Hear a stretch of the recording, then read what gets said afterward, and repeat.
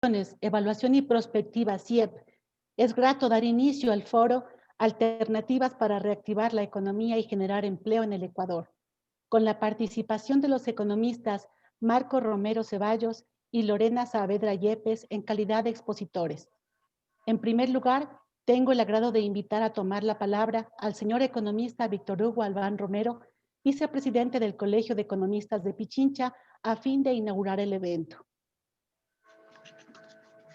Gracias, Berito. Buenas tardes, señores expositores, quienes nos acompañan en esta importante tarde. El Colegio de Economistas de Pichincha y el Centro de Investigaciones y Evaluación y Prospectiva tienen el honor y el agrado de presentar un tema de mucha actualidad e importancia, que son las alternativas para reactivar la economía y generar empleo en el Ecuador. Creemos que en la parte socioeconómica los economistas debemos llevar la vanguardia, la batuta de seguir adelante y vender la idea a todos los ecuatorianos, que es lo más importante. Al agradecer a los señores expositores, doctor Marco Romero y doctora Lorena Saavedra, quiero también congratularme y agradecer al doctor Rodrigo Albuja, quien es el coordinador y va a llevar adelante esto. Doy la bienvenida e inauguramos el evento. Gracias. Muchas gracias, economista Víctor Hugo Albán. A continuación, y para desarrollar el evento, damos la palabra al doctor Rodrigo Albuja Chávez, presidente ejecutivo del Centro de Investigaciones, Evaluación y Prospectiva CIEP, quien será el moderador del foro. Muchas gracias. Buenas tardes, distinguida audiencia, colegas economistas, directivos del Colegio de Economistas y del CIEP. También me es grato darles la bienvenida y sobre todo el agradecimiento a los economistas Marco Romero y Lorena Saavedra por intervenir en esta tarde para discutir un tema muy importante y de mucha actualidad, como es la búsqueda de alternativas para activar la economía y generar empleo en el país. El evento lo vamos a llevar con la siguiente metodología. En primer lugar, daremos la palabra al economista Marco Romero para que nos explique su ponencia, sus ideas durante 20 minutos en forma ininterrumpida. Y luego, de la misma manera, la economista Lorena Saavedra intervendrá con la misma duración de 20 minutos, también en forma ininterrumpida.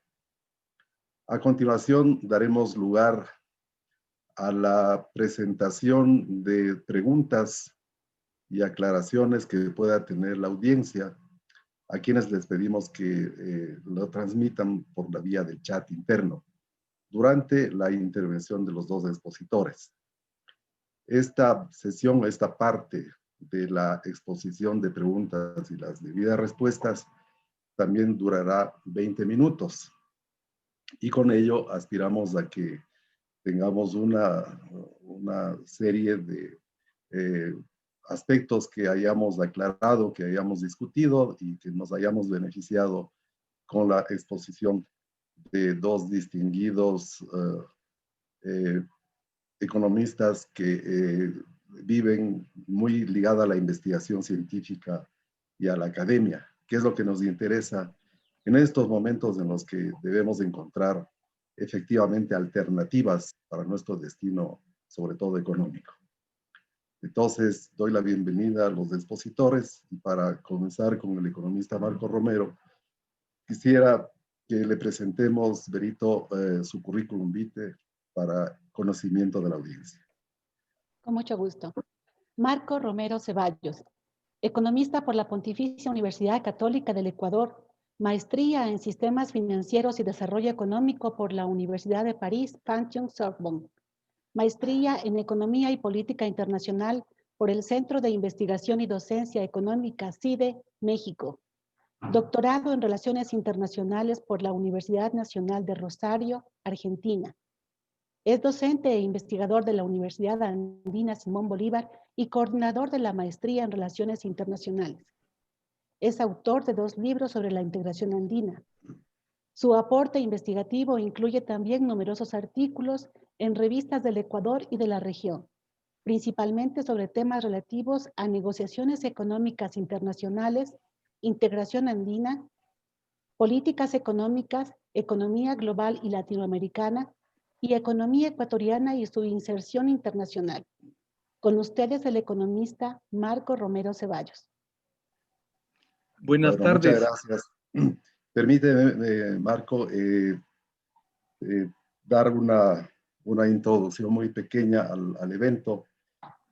Tenemos a un expositor de una calidad muy reconocida profesionalmente, académicamente, con una larga trayectoria en el tratamiento de problemas económicos del país. Entonces, sin más, quisiera yo, Marco, solicitarte una visión desde tu punto de vista teórico-conceptual y del conocimiento práctico que tienes en tu vida profesional, de cómo podemos encontrar una alternativa o unas alternativas viables, adecuadas al momento político y económico que vive el país, una vez que sufre una crisis económica, quizás la más aguda durante toda su historia. Entonces, te cedo la palabra y por favor tienes 20 minutos para exponer.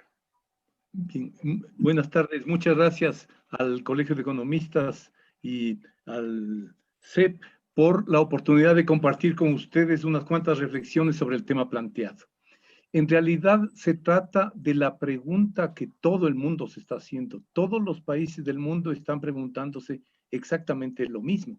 O quizás después de evitar más muertes por el COVID y superar al menos o moderar los efectos de la pandemia, esta es la preocupación o la segunda preocupación central del mundo.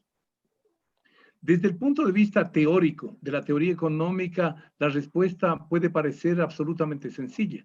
Para los liberales y neoliberales, la respuesta va por considerar que son las empresas privadas, son los mercados, los únicos que con sus inversiones pueden crear las fuentes de empleo. El Estado puede contribuir a ello.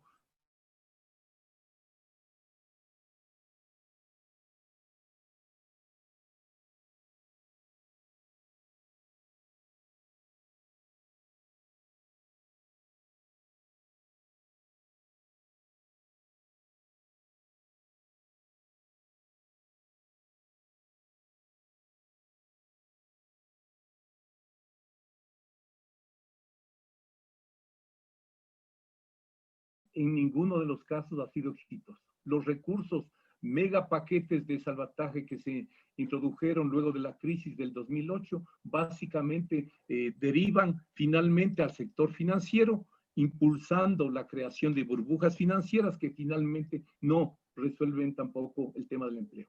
Si bien antes del inicio de la pandemia en Estados Unidos había un alto nivel de empleo, pero se aclaraba mucho que esos niveles de empleo eran de mala calidad, básicamente en el sector terciario, en servicios, y que no garantizaban ninguna viabilidad de mediano y largo plazo. En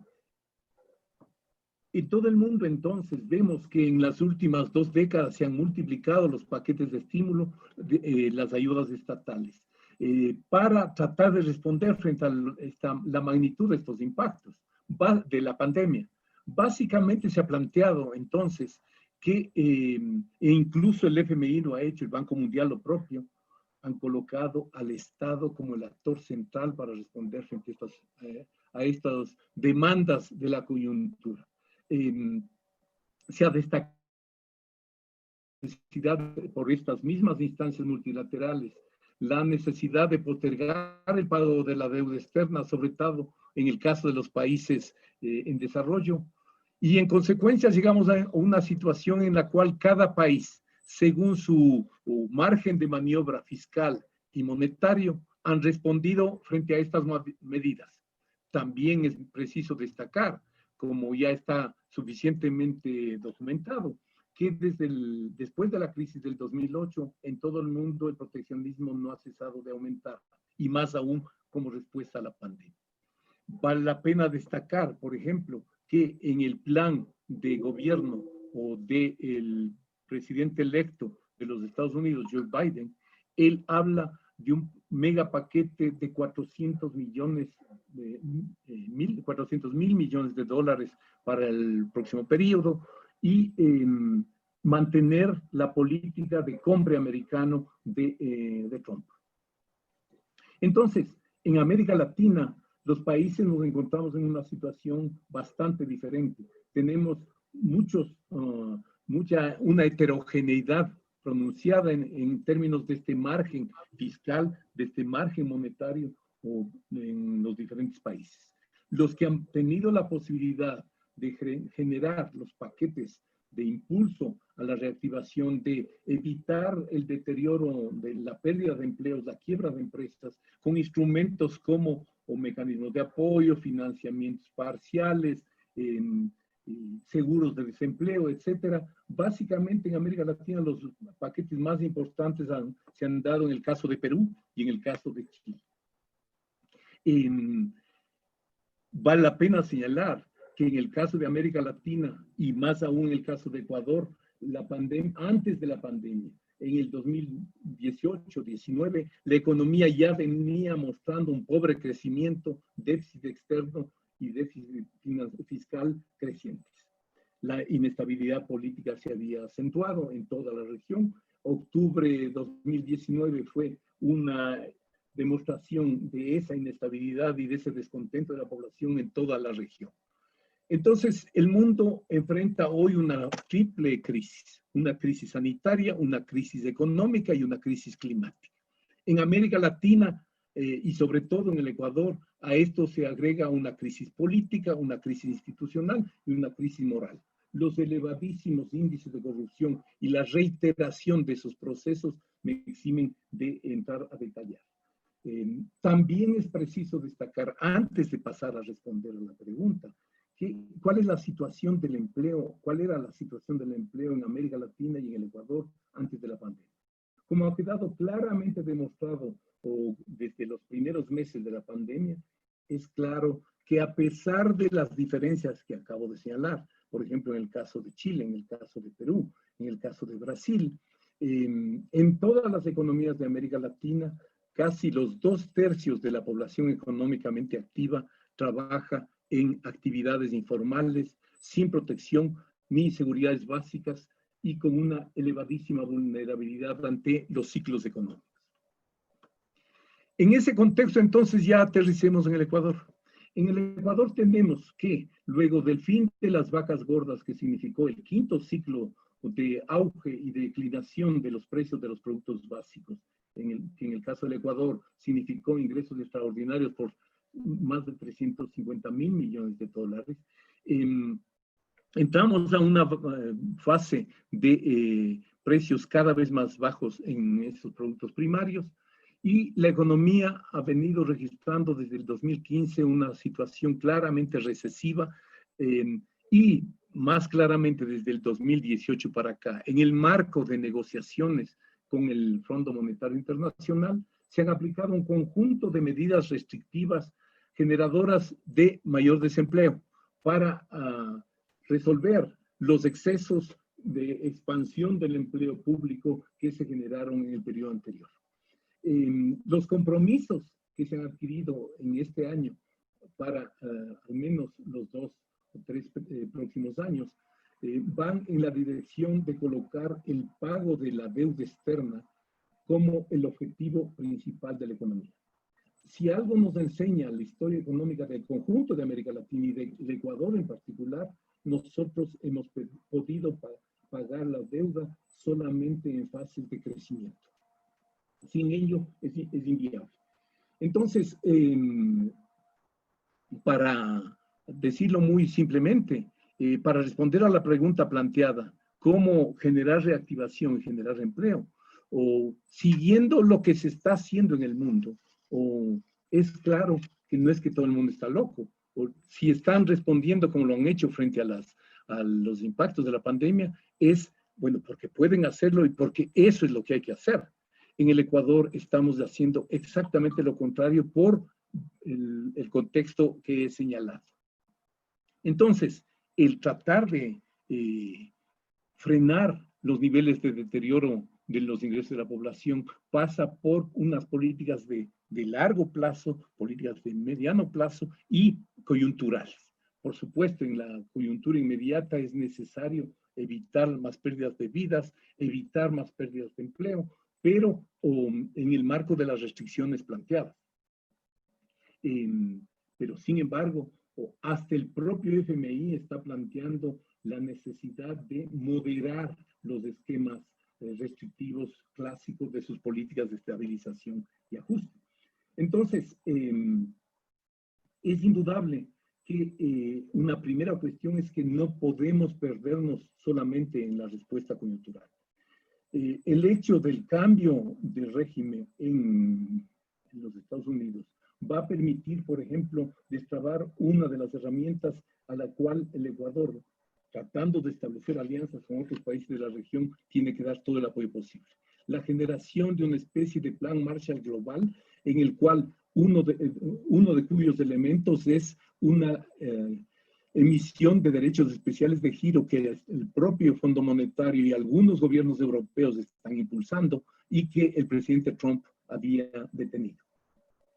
En segundo lugar, es claro que en el Ecuador, en una verdadera solución viable de largo plazo, pasa por una reconstrucción del pacto social de nuestro país. Y eso tiene implicaciones profundas, porque se refiere al tema territorial, se refiere al tema de pertenencia, se refiere a renovar los compromisos de deberes y derechos que tenemos con la construcción del Estado Nacional. Todo eso está en juego, ha salido a la palestra del debate incluso en varias provincias del país.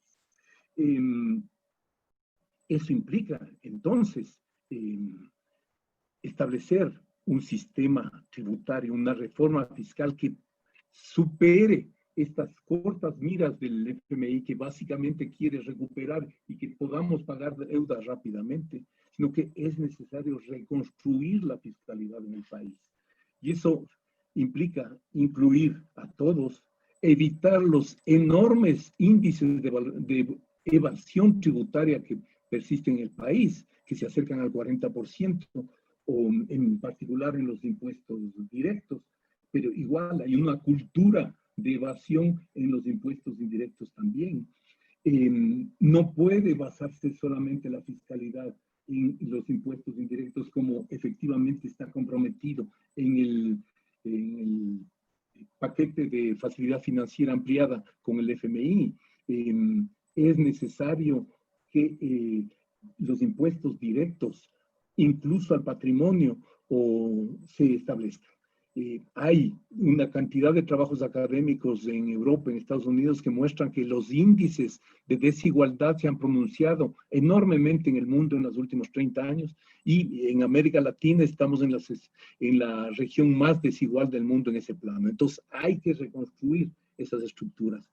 Es necesario reducir o lo ideal sería eliminar los denominados gastos tributarios excesivamente elevados que se registran en el país. Eso significa exoneraciones, exenciones y devolución de impuestos por más de 7.000 millones de dólares anualmente, según el propio FMI. Es necesario, entonces, reconstruyendo ese pacto fiscal también, establecer medidas claras para combatir la corrupción y recuperar los recursos robados al Estado y a la población. En otro plano, es evidente que la dinamización de la economía va a ser un proceso largo y difícil. Pero por supuesto que existen elementos. Uno de ellos es, por ejemplo, eliminar también la subfacturación y sobrefacturación aduanera, que según cálculos de la CEPAL, en el caso del Ecuador, en 4 o 5 años han implicado pérdidas por cerca de 14.000 millones de dólares. Entonces, hay elementos allí, pero eso implica, repito, una visión muchísimo más compleja, más inclusiva, más vasta de lo que se debe hacer en la economía. Como medidas alternativas ya más en el corto plazo, es evidente, la pandemia lo ha mostrado, que lo principal es garantizar la alimentación de la población, garantizar su salud, garantizar el acceso a medicinas, a los insumos básicos para enfrentar esta pandemia y esta crisis. Entonces, por supuesto, hay un amplísimo sector de trabajadores informales que muchos de los cuales van a necesitar asistencia para suplir sus necesidades básicas. Allí, la creación de un fondo de garantía alimentaria que se podría financiar con, por ejemplo, es una reducción al menos de un 20% en ese gasto tributario que he mencionado. El tema de, que es algo que se disputa igualmente a nivel global, el colocar impuestos y evitar que los paraísos fiscales se conviertan en los santuarios a los que fugan los capitales de todo el mundo, colocando imposición a esos recursos, es otra de las líneas en las cuales el Ecuador debería apoyar. Economista, tendríamos unos 3 minutos. Muchas gracias. Una cuestión que me parece crucial. En el Ecuador en particular nos alienamos el instrumento cambiario al comenzar este siglo, pero también en la práctica no tenemos ninguna posibilidad de usar la política monetaria en lo relacionado con las tasas de interés. En el Ecuador, las tasas de interés aplicadas por el sistema financiero privado se han mantenido rígidamente fijas en los últimos 15 años. ¿Es eso propio de una economía moderna como pretende ser la ecuatoriana? De ninguna manera. ¿Será necesario para ello posibilitar el ingreso de capital de banca extranjera como nuestros vecinos del norte y sur para que haya competencia y esas tasas puedan reducirse? Sería un aspecto a estudiar. Para ir terminando, es necesario renegociar los contratos petroleros. El costo de producción que se reconoce en la extracción de cada barril es excesivamente alto. Es necesario, por supuesto, renegociar bien la deuda externa del Ecuador, no como se hizo en plena pandemia, en la fase más aguda en Guayaquil, prepagar deuda externa de forma inadecuada. Es inaudito que en las políticas comprometidas con el Fondo Monetario Internacional, si es que estas se aplican como están ahí en los documentos del FMI, se desmantelaría la banca de desarrollo en los próximos 2 o 3 años. Entonces ya ese no sería un recurso posible. Bien, para ir terminando, es claro que también si algo surge claramente de la pandemia a nivel mundial, es la necesidad de revalorizar los espacios regionales. Los espacios locales, los territorios asumen un carácter estratégico para impulsar redes productivas, comerciales, incluso financieras en esos espacios locales. Allí, aunque ando con las últimas leyes que se han aprobado desde el 2018 para acá, hay incluso el intento de controlar el acceso que las universidades, los GATS, pueden tener a cooperación, a recursos de cooperación internacional. Me parece que esa es una línea a la cual los GATS, a los cuales con la ley del COTAD del 2010 se les asignó esa competencia, deberían apelar a los recursos básicamente en un sector que va a ser clave en estos próximos, en esta próxima década al menos, que es a los recursos de los países básicamente europeos, Alemania en particular, más interesados por combatir el cambio climático, mitigar y adaptar a las economías al cambio climático. Entonces, los recursos para remediación ambiental, para forestación, manejo de cuencas hídricas, para impulsar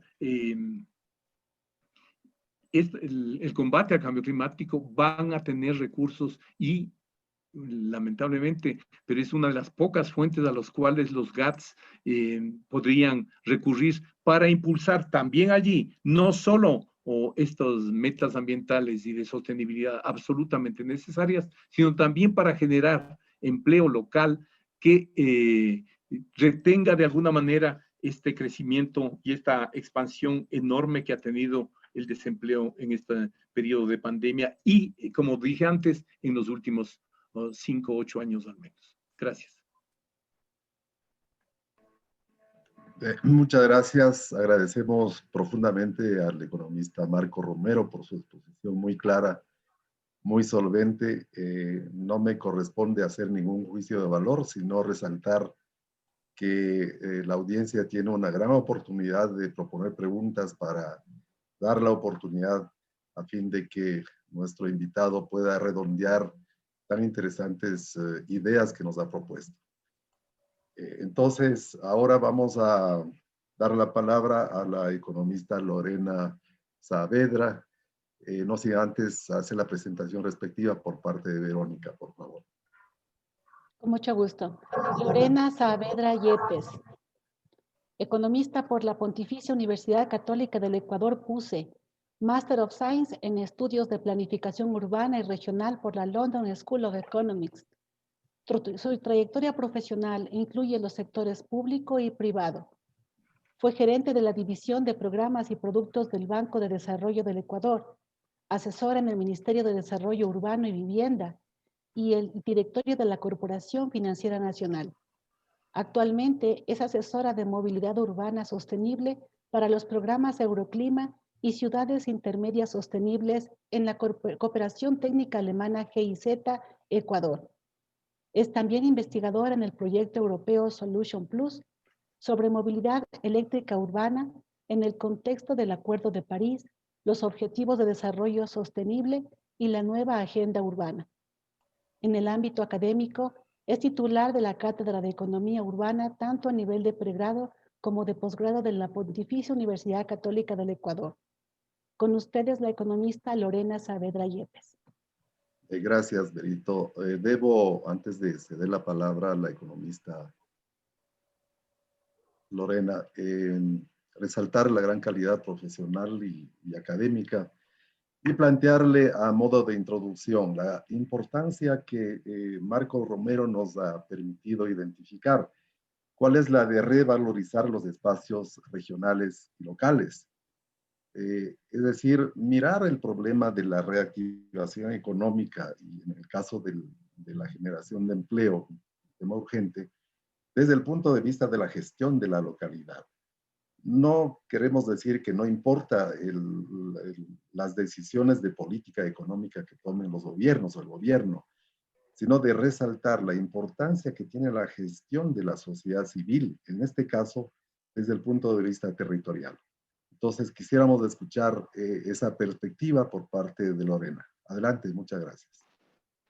Muchísimas gracias, Rodrigo. Buenas tardes con todos. Muchísimas gracias por la invitación. Qué gusto compartir este espacio. Efectivamente, contarles un poquito que mi aporte a la discusión va justo por el lado que menciona Rodrigo y es, si bien creo que Marco ha hecho una semblanza muy buena sobre la parte regional y sobre el tema macroeconómico, creo que hay que poner un poquito de cifras sobre la dimensión general, pero además creo que es importante escarbar en esta dimensión territorial y esa es justo la idea de esta presentación para descubrir un poco más los matices de lo que estamos viviendo a raíz de la pandemia.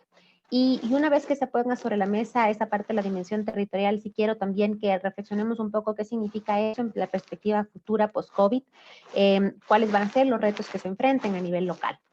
Y finalmente haré unas reflexiones sobre cosas que creo que debemos preguntarnos, que si bien no son soluciones o recetas planteadas, creo que esas preguntas que nos podemos hacer pueden irnos dando luces de hacia dónde debemos apuntar. Entonces, empezar obviamente, sí, ya lo mencionó Marco, cómo estaban un poco las perspectivas económicas en la región, pero sí decir que en cuanto al Producto Interno Bruto, por ejemplo, el último reporte nos anuncia que tenemos una previsión de crecimiento de menos 8,1%. La fuente que uso es Latin Focus Report. También, por ejemplo, si nos vamos a los estimados de Banco Central, estamos entre menos 7,3 y 9,6. Y más allá de la cifra exacta, lo que es importante aquí resaltar es que, pues, además de que vamos a tener decrecimiento, es que es un decrecimiento no visto en todo el periodo después de dolarización. Entonces, para toda una generación, es la primera vez que vamos a tener un desempeño económico de esta magnitud. Y la segunda cosa que me gustaría decir, y que también la dijo Marco, es que no es que la pandemia nos golpeó en un momento en que la economía iba brillante, sino que la pandemia nos golpea en un momento en el que ya nos estábamos debilitando. Y eso se ve aquí claramente en las cifras. Y de hecho, luego, si lo vemos también, por ejemplo, a nivel de PIB per cápita, vemos la evolución que ha tenido después de un crecimiento en la primera década de este siglo. Luego tenemos una estabilidad desde más o menos 2012 en tendencia y desde 2018 ya veníamos en un decrecimiento. Entonces, solo ratificar este hecho de que la pandemia nos golpea tal vez en un momento poco favorable para tener capacidad de reacción. Y lo que es decir, y lo que es importante en orden de magnitud, aquí si vemos en valores, es que lo que está previsto para 2020 y para 2021 son cifras no comparables de ningún año de los 5 previos. Es decir, que estas cifras que estamos viendo en el PIB per cápita esperado nos regresan más o menos al orden de 2011, 2012. Así nos lleva el ciclo hacia atrás, digamos así. Y eso también en el sector laboral veíamos y hemos escuchado durante toda la pandemia en noticias la afectación de empleo. Además, yo creo que todos lo hemos vivido, sea en carne propia o con alguna persona cercana, cómo se ha deteriorado la condición de empleo. Pero aquí sí aclarar un tema metodológico y un tema importante en cuanto a las cifras, y es que si vemos la comparación a partir de las encuestas en EMDU, vemos que a propósito de lo que hizo el INEC en junio de 2020, que es esta acción contingente de intentar medir cómo estaba la situación de empleo, eso daña la trayectoria de los datos de tal manera, de tal suerte que parecería que el empleo se redujo drásticamente y que luego además en cuestión de 3 meses hubo una recuperación bastante vertiginosa. Y lo mismo con la variable reflejo, que es la variable desempleo, que es la que está en la línea de color fucsia. Pero aquí aclarar que realmente de pronto esta aproximación metodológica telefónica que tuvo el ENEMDU no es comparable con la aplicación regular de la encuesta y que entonces nos genera una suerte de outlier en la trayectoria y que eso, si bien no estamos intentando decir que no ha habido afectación de empleo, digamos que la variable se ha comportado de otra manera, es decir, ha sido una reducción progresiva, sostenida, que sí es importante, pero que no tiene la caída tan grande como se daría a entender con las cifras, y tampoco tiene esta recuperación tan vertiginosa que también parecería si comparamos solo en el periodo junio-septiembre del 2020. Entonces, creo que esa es la importancia de coger también las variables en una trayectoria un poco más amplia para poder entenderlas en su real magnitud. Entonces, decir sí que cuando ya ajustamos en ese sentido, ha habido un decrecimiento de las personas en empleo adecuado del orden de 500,000 personas, y también eso, si bien unas caen en subempleo, también otras terminan en el desempleo, y eso se ve aquí en un crecimiento sostenido del desempleo, que es importante. Y hasta ahí, digamos, poner las variables a nivel nacional, pero como les decía, la propuesta es un poquito escarbar más allá de lo nacional. Y no quedarnos con estos agregados que si bien son importantes y que si bien nos empiezan a dar luces, a veces esconden una realidad que a nivel territorial es muchísimo más heterogénea. Entonces, ahí contarles los resultados muy brevemente de una investigación que hicimos ahora en agosto, sobre cómo sería el impacto ya a nivel de las 27 principales ciudades del país. Y para hacer ese análisis y para poder hacer esos estimados de cuánto sería el decrecimiento esperado a nivel de cada ciudad, tomamos como análisis la estructura productiva del sistema urbano nacional. Entonces, aquí vemos una matriz de doble entrada, en la cual se señalan cuáles son las 3 principales actividades económicas para cada una de las principales ciudades. Y entonces podemos leerla a nivel del cantón, pero también podemos leerla a nivel de actividad. Entonces podemos darnos cuenta qué actividades están más recurrentemente presentes en las principales ciudades y cuáles son más bien acotadas a algún punto geográfico en específico. Entonces ya vemos que, por ejemplo, construcción, comercio, manufactura, suelen ser de las principales en la mayoría de ciudades. Entonces, más allá de su importancia agrega nacional, ya podemos ir viendo cómo está estructurada.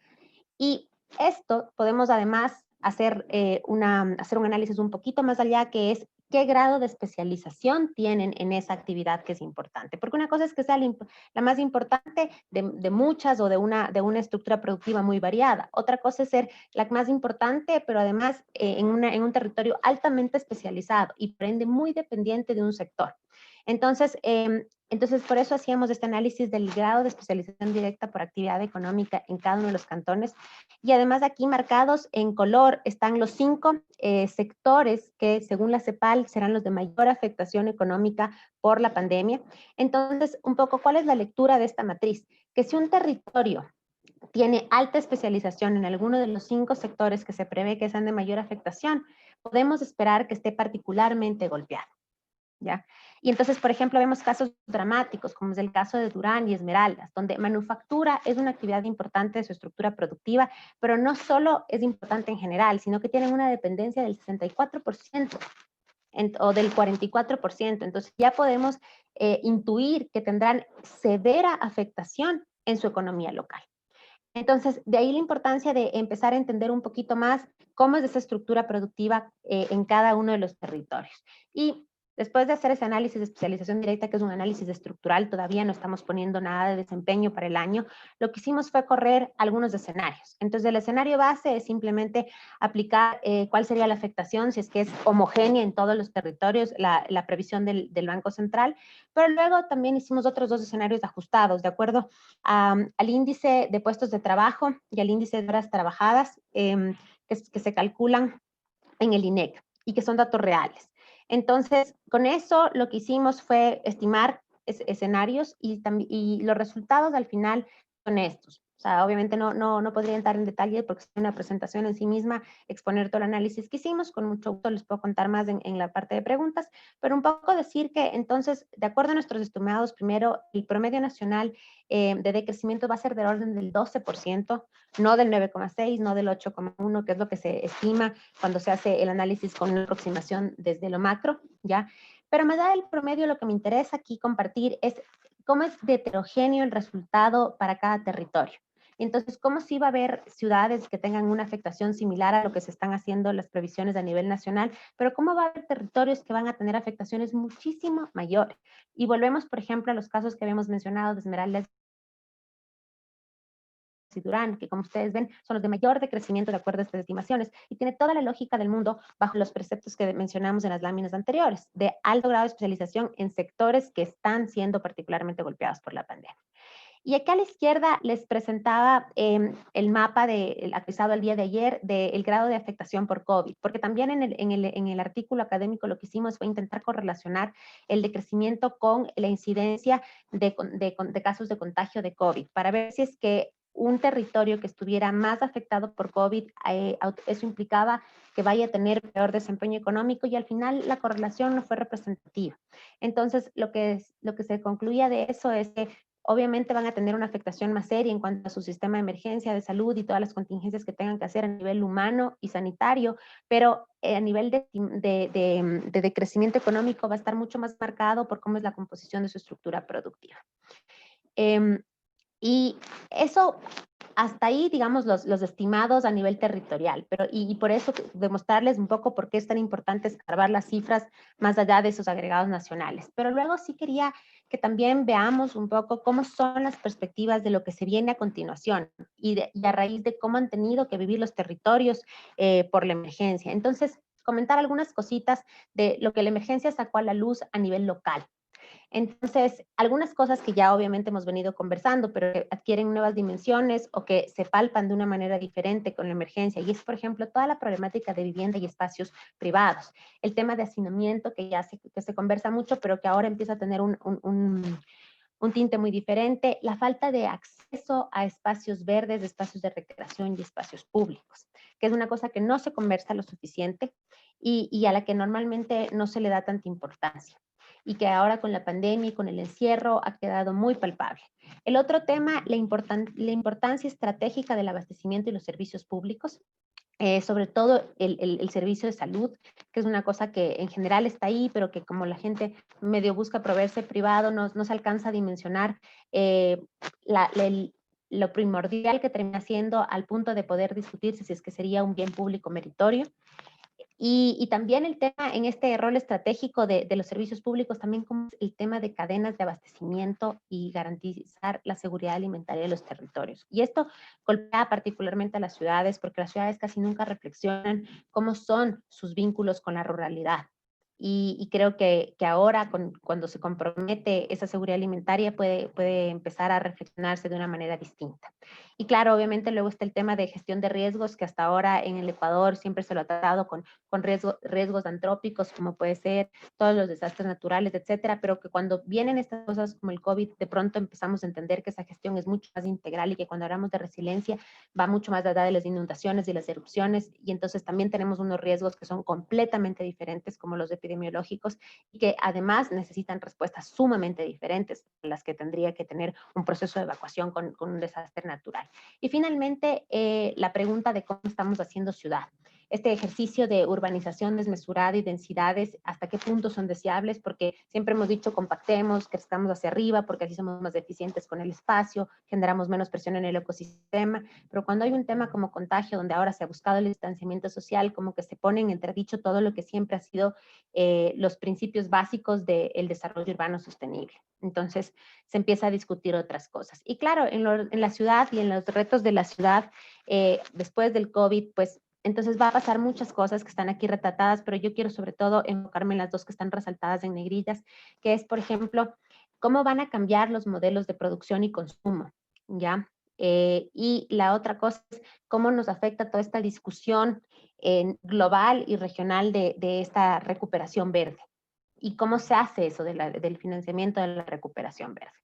Entonces, la primera cosa que es importante decir es que la pandemia y esta pseudo normalidad que hemos vivido en estos últimos meses, fruto de la pandemia, ha develado una forma distinta de producir y consumir, que nos lleva a una ciudad que ya no se maneja a una escala global, sino lo que nosotros en estudios urbanos conocemos como una ciudad de lugares, que es una ciudad donde hay aglomeraciones sin aglomeración, es decir, son microcélulas. Entonces, en ese contexto, lo primero que pasa, y esto es lo que hemos visto ahora y que puede volverse una tendencia permanente que se puede estabilizar en el tiempo, es que lo que se ha movilizado ahora son los servicios y ya no las personas. Y eso cambia completamente la lógica que hasta ahora se manejaba dentro de la dinámica urbana. Y eso parece muy fácil, pero tiene toda una implicación, sobre todo para los negocios, para cómo se hace emprendimiento, para cómo se hace distribución, para cómo son todas las cadenas de abastecimiento. Entonces, ahí tenemos una discusión cambiada completamente el tema. Y la otra cosa para la gestión local es, se tiene que cambiar la escala de planificación. Ahora la lógica es subdividir y dispersar.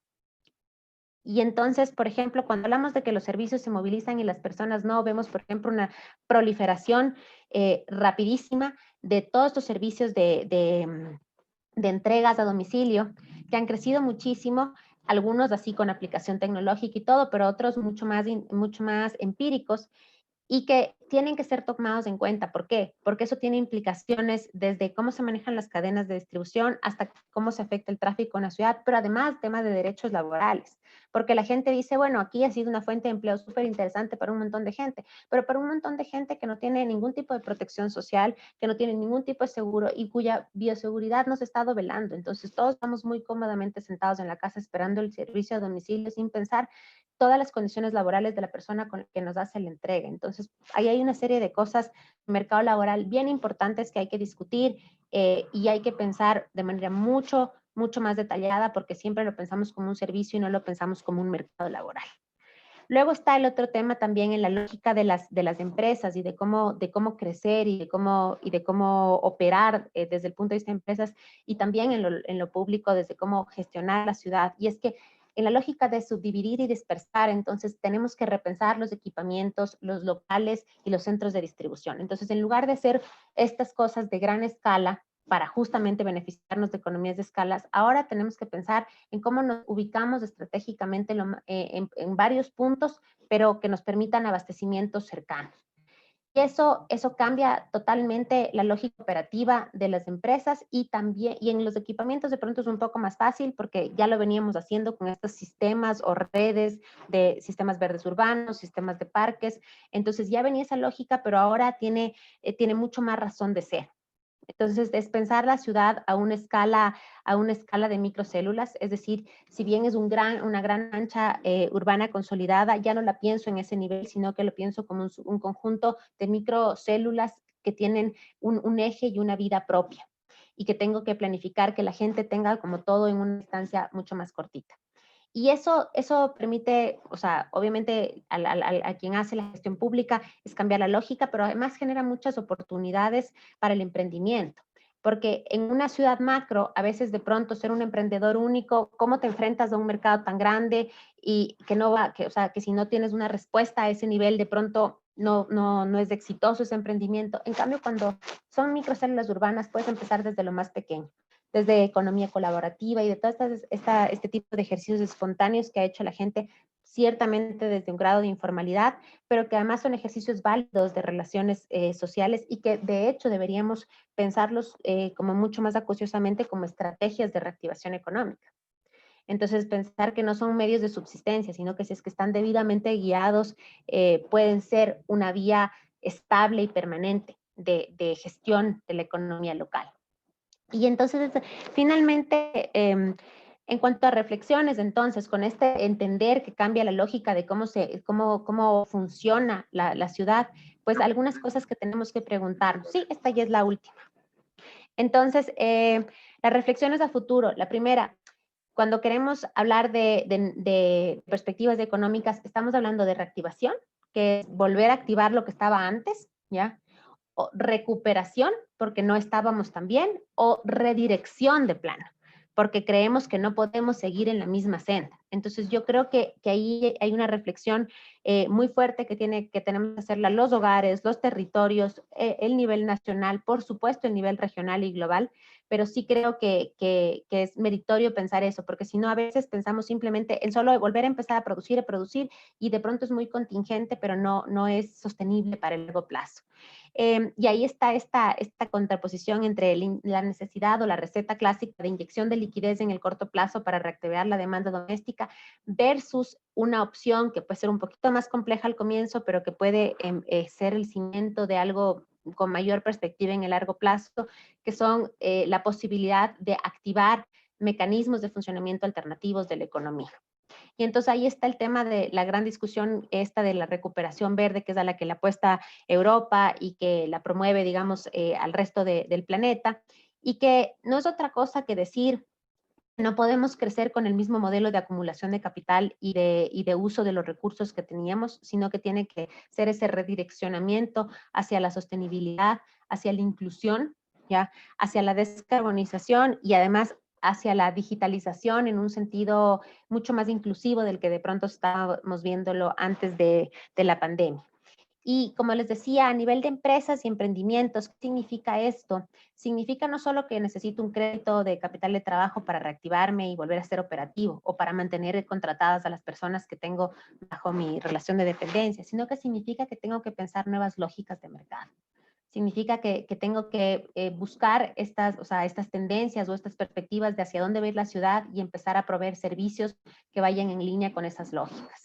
Y que ahí hay una oportunidad, por ende, muy fuerte, que no será fácil, pero que creo que por lo menos está ahí y que puede ser la apuesta del mañana. Y esa es un poco la reflexión y mensaje final que dejo para la discusión. Muchas gracias.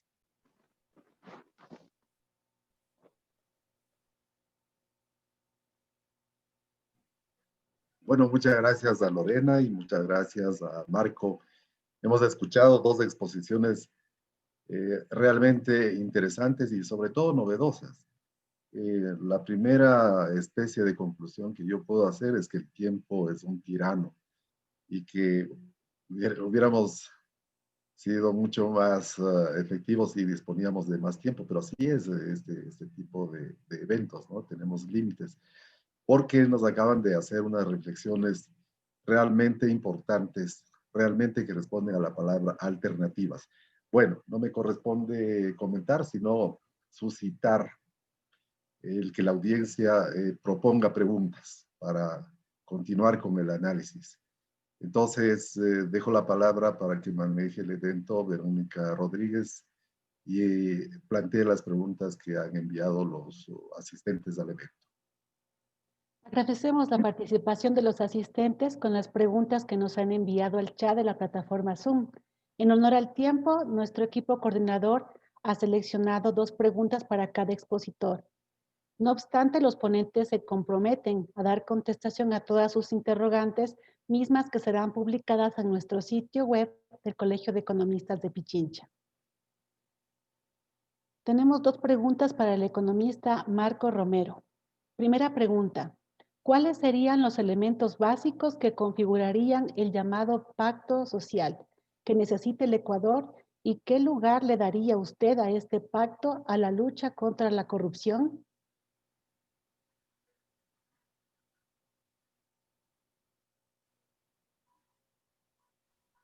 ¿Paso a contestar? Sí, por favor. Ya, sí. Bueno, muchas gracias por la pregunta. Es indudable que el pacto social, lo que sustenta a cualquier sociedad, implica el compromiso de compartir los costos y los beneficios de esa sociedad y por lo tanto definir la integridad territorial, no el separatismo del cual hemos escuchado y que está larvado o presente. Un pacto fiscal importantísimo. Por supuesto también que tiene que haber una descentralización efectiva. Es indudable que el Ecuador es excesivamente bicentralista y que eso ha conspirado contra el desarrollo de todas las regiones del país y ha hecho crisis. En la década pasada se hicieron varios esfuerzos y varias propuestas, pero en la práctica se ha avanzado muy poco. Entonces, me gustó mucho la presentación de Lorena por los elementos que ella detallaba a nivel de territorio. Y efectivamente es muy importante señalar que el teletrabajo está aquí para quedarse, primera cosa. Las plataformas digitales han crecido en peso, en importancia y van a seguir en esa tendencia. Es indudable que la seguridad alimentaria, por ejemplo, de la población, no puede ser posible que el Ecuador con semejante capacidad productiva agrícola tenga un índice de desnutrición infantil en regiones de la patria superior al 25%, de los más altos de toda la región, comparable solamente con países africanos. Es necesario impulsar efectivamente la economía colaborativa, pero no la precarización, y por lo tanto tiene que haber regulación, GATS. O sea, tenemos que superar esta dicotomía Estado-mercado, sector público, sector privado, y como lo hacen en todos los países del mundo, tratar de actuar con metas de corto, mediano y largo plazo, en lo posible con políticas de Estado. Es indudable también, entonces, que dentro de ese proceso, el combate a la corrupción, la rehabilitación de los valores en el país se vuelve crucial. Es indudable también que ya más aterrizado frente al tema empleo, es indudable, varios trabajos de la CEPAL lo muestran muy claramente y del propio Banco Mundial, que los cambios tecnológicos que se han acelerado en el último periodo van a incidir en forma creciente en los mercados laborales de nuestros países. Y el Ecuador está en las estimaciones de CEPAL como uno de los más afectados. Entonces, eso va a implicar una dinámica, primero una comprensión de los efectos de esas tendencias, segundo, un compromiso público-privado de enfrentar esos problemas y de, por lo tanto, colocar en primer lugar, por ejemplo, lo que se ha evidenciado con el drama de la educación pública hoy día, construir efectivamente conectividad universal en nuestro país y capacitar permanentemente en formación profesional y en capacitación y manejo de estos instrumentos tecnológicos para evitar que se profundice la brecha tecnológica que ya tenemos en el país. La anticorrupción se vuelve, por lo tanto, un elemento crucial. Por supuesto, allí yo creo que en la medida en que ese contrato social sea sólido, que se propicie la formación de ciudadanía, que se definan reglas políticas que propicien una mayor estabilidad y no esta atomización absolutamente debilitante que tenemos. Se estima que, o se espera que los niveles de corrupción se vayan reduciendo, pero es indudable que un fortalecimiento institucional es crucial. Muchas gracias. Tenemos una nueva pregunta para el economista Marco Romero. ¿Qué papel deben asumir los gremios del sector privado y los actores políticos del Ecuador para impulsar los procesos de reactivación productiva y de generación de empleo? Bien, muchas gracias por la pregunta. A mí me parece que si las crisis que mencioné que tiene el Ecuador adicionalmente, la crisis moral, la crisis institucional, la crisis política, está referida en gran medida a las características de nuestras élites. Lamentablemente no es un problema exclusivo del Ecuador, como acabamos de ver en el Perú, 3 presidentes en los últimos 4 años. Entonces, es una característica regional. Analizar profundamente las raíces, el carácter de esas élites. O sea, el hecho de que el sálvese quien pueda sea la regla y que la fuga de capitales se instaure en nuestros países como una salida individual frente a estos procesos nos dice bastante poco respecto a la calidad de esas élites, tanto económicas como políticas. Pero por supuesto, el reflejo individual de la búsqueda de seguridad es absolutamente lógico. Pero entonces, lo que decía anteriormente, las reformas institucionales para que den mayor estabilidad, mayor certeza a los actores económicos y a los actores privados es importante para evitar eso. Ahora bien, en los gremios. Miren, la prensa de hoy trae, por ejemplo, y me parece muy importante ilustrar la respuesta a esto, la información que nos dice la prensa de hoy sobre los tratados de libre comercio. Ustedes ven acá, si leen con atención, cómo los distintos sectores, según sus intereses, apuestan por la negociación rápida de un tratado con Estados Unidos, por supuesto los importadores, por supuesto los sectores que ganarían. Hay sectores productivos que van a ser muy afectados, que ya han sido afectados por la forma en que se negoció el tratado con el acuerdo con la Unión Europea. Ustedes ven, y eso me parece lo más aleccionador de la prensa de hoy, ustedes ven cómo los camaroneros y atuneros ecuatorianos se quejan por cuanto la Unión Europea está dando beneficios a países que venden esos productos y que están por fuera, que no tienen acuerdos con la Unión Europea. Entonces el Ecuador protesta, dice nosotros firmamos un acuerdo y están beneficiando a los otros.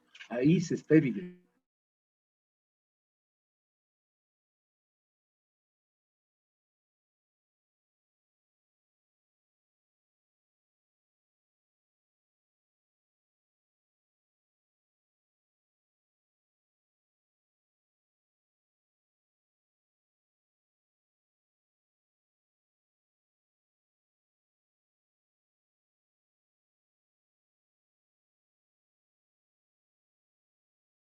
Día hablando con un pequeño empresario lácteo, decían, no se imagina lo que significa tener una bodega llena de productos lácteos que no tiene a quién vender. Porque la importación de productos lácteos de Europa se multiplicó por 4 en los años de vigencia del TLC. Entonces, miren, me parece que hay que superar las visiones simplificadoras de los procesos comerciales, financieros, económicos del mundo, y dentro de eso, por supuesto que las élites, tanto económicas como políticas, dentro de las cuales los gremios jugaban un rol, lo han perdido, porque parte de los procesos asociados a la globalización ha sido este determinado nivel, los sindicatos igual están perdiendo claramente peso. Entonces, allí hay también un desafío para una renovación, un replanteamiento de estas instancias. Gracias.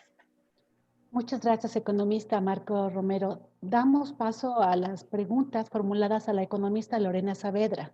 La primera, ¿Una agenda urbana puede ser un elemento importante para generar aspectos de consenso? Por favor. Gracias, Vero.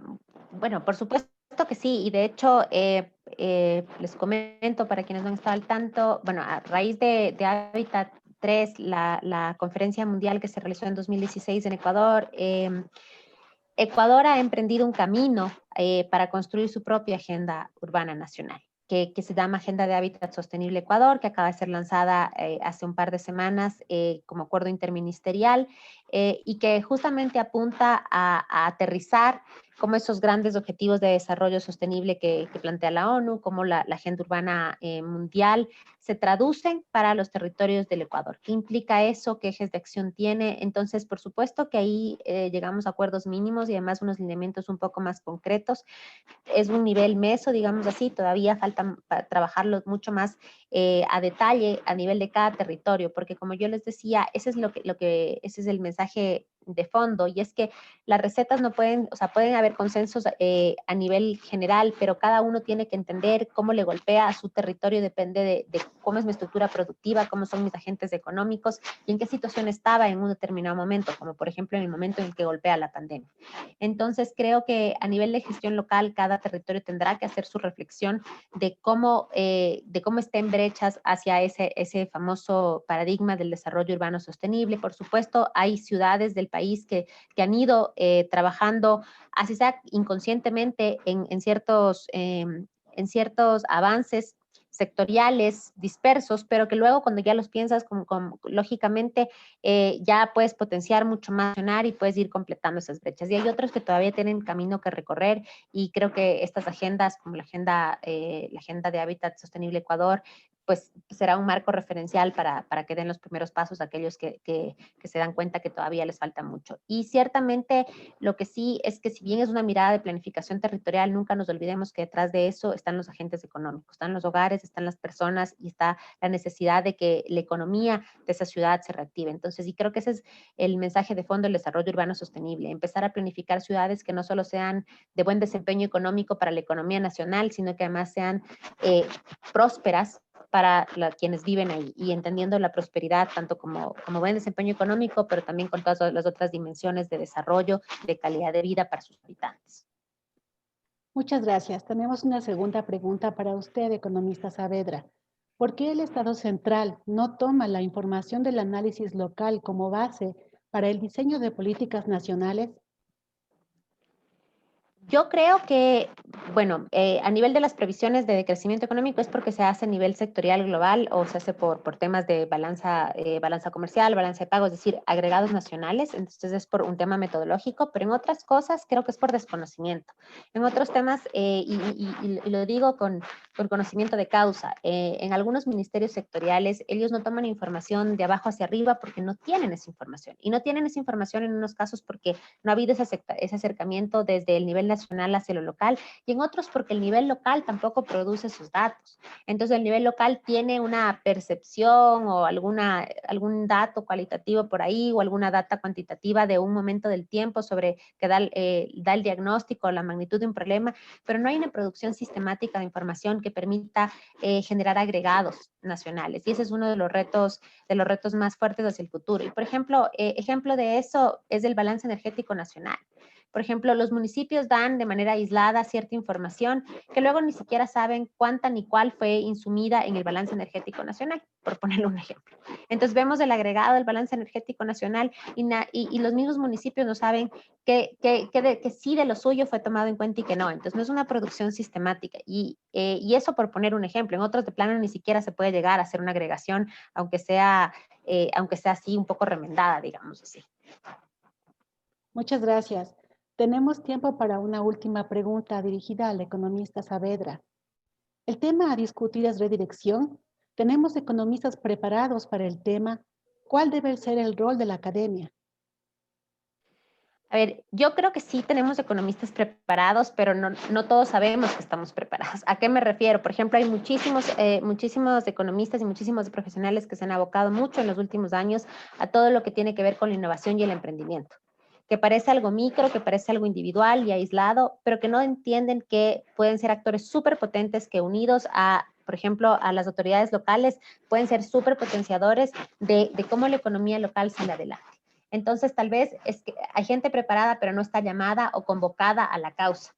Eso por poner un ejemplo. Y el tema de economía circular, por decir algo, que es la gran apuesta del futuro. Y parece de pronto un nuevo paradigma y hay gente que dice, ¿qué es esto de la economía circular? Todo el mundo habla de esto y nadie entiende. Y resulta que cuando ya nos sentamos, es algo que es simplemente hacer que sea sinérgico lo que hacemos de manera aislada. Para lograr una mejor eficiencia de recursos. Entonces, creo que hay muchos profesionales que sin tener la etiqueta de estar especializados en economía circular, tienen las capacidades que pueden alinearse para apostarle al futuro con estos nuevos modelos de gestión de los recursos y nuevos modelos de producción y consumo. Muchas gracias a los dos expositores.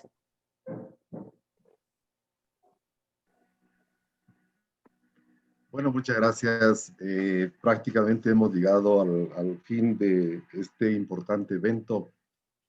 Pues no se trata de hacer ni un resumen ni una abstracción de lo que ha significado, solamente que quiero dejar en claro que creo que nos sentimos muy satisfechos, el Colegio de Economistas, el CIEP, los asistentes y por supuesto los expositores, por la calidad académica que han demostrado el economista Marco Romero y la economista Lorena Saavedra. Me ha impresionado la última parte que está relacionada con la última pregunta, Lorena, que creo que es lo que podríamos obtener como el gran resumen del evento, sin desdeñar el resto del desarrollo del mismo.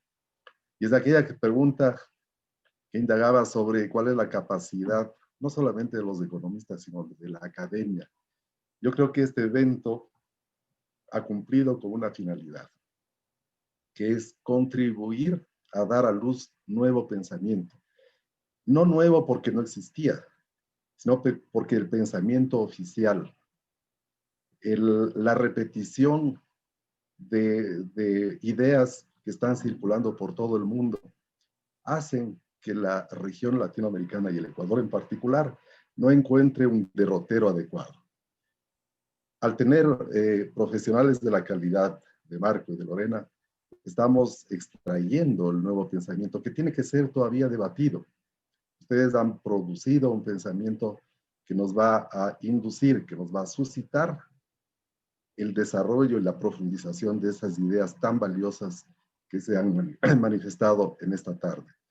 Les agradecemos muchísimo por su aporte, su participación, y permítanme también, para finalizar, expresar el agradecimiento al Colegio de Economistas, representado en esta tarde por sus dos directivos principales, la economista Beatriz Arévalo y el economista Víctor Hugo Albán, por su participación decidida en la organización de este evento.